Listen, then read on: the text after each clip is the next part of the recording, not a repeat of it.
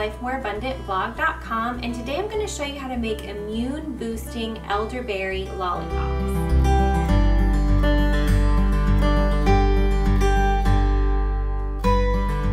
Elderberry syrup is known for its immune boosting properties. So it's very high in vitamins A and C, and research has shown that it can help prevent the flu, as well as if you catch it, it can lessen the severity of your symptoms, as well as cut back on the amount of days that you actually are sick by as much as 3 or even 4 days. Elderberry syrup is something that I definitely like to keep on hand, especially during this time of year. It's January now, the sun is not coming out as much, we're inside a lot, and those sicknesses are just going around like crazy, and so I definitely like to keep this on hand for us to take and to give to my kids as well. So putting it in a lollipop form makes it even more simple for me to just hand it to my kids and let them suck on it. They think they're getting a special treat, while I know they're getting the immune boosting properties of elderberry syrup, as well as a couple of the other things that I'm going to be showing you that we're going to put into these lollipops.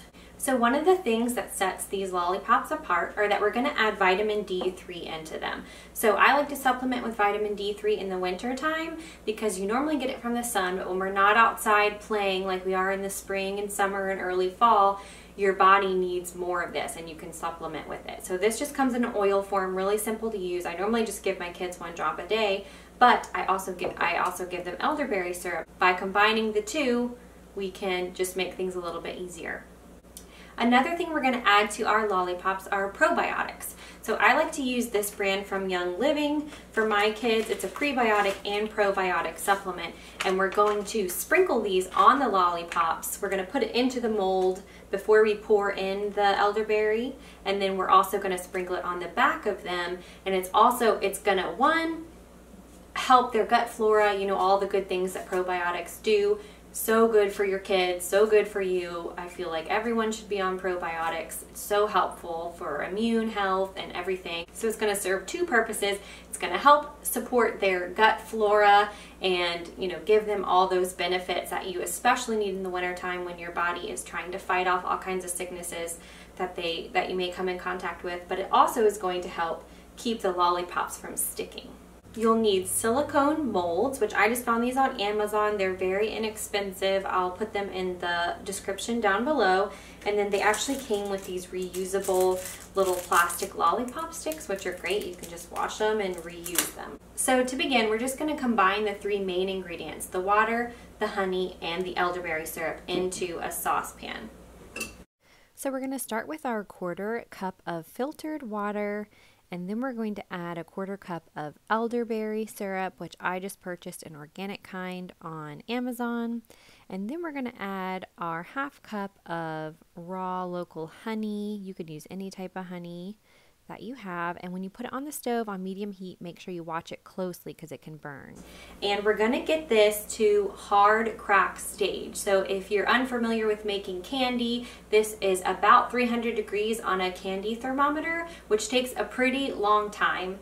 I don't have a candy thermometer, so what I like to do is to test it in cold water. And so what that looks like is get a glass of cold water with maybe some ice cubes in it. Once it gets very bubbly, really reduced down, almost like it's very thick and not super liquidy, then that's probably about the time that it's getting to be around 300 degrees or the hard crack stage.